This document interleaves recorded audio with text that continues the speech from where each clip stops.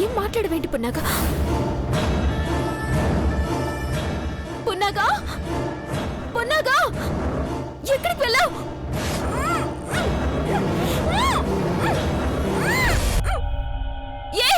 ఎవడ్రా నువ్వు?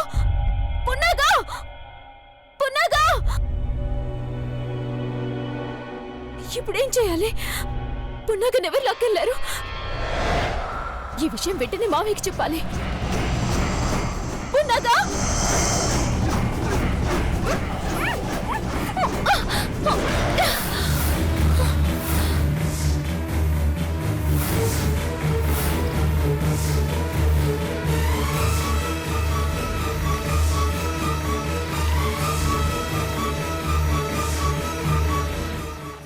నువ్వా? అవును పున్నాగా. ఆడదాన్ని, ఒంటరిదాన్నని ఏం చేసినా అడిగే దిక్కులేదని ఇంతకు తెగిస్తావా? ఇలాంటి చిల్లర పనులు చేయడం సిగ్గుగా లేదు? సిగ్గుపడేంత తప్పు నేనేం చేశాను పున్నాగా? ఇలా ఓ ఆడపిల్ల చేపట్టుకుని చీకట్లోకి లాగడం సిగ్గుపడే పని కాక గర్వపడే పని అనుకుంటున్నావా? అసలు నన్ను ఎందుకు లాక్కొచ్చావు? థ్యాంక్స్ చెప్పడానికి. థ్యాంక్స్ చెప్పడానికా? ఈ అడవిలో ఇంత చీకట్లో థ్యాంక్స్ చెప్పడానికి లాగానని చెప్తే నేను నమ్మాలా?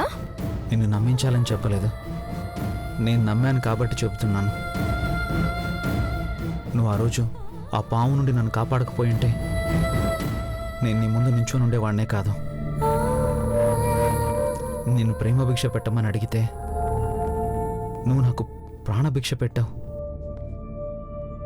అడక్క ముందే నాకు వరాలిచ్చిన దేవతకి థ్యాంక్స్ చెప్పడానికి చాలా ప్రయత్నించాను.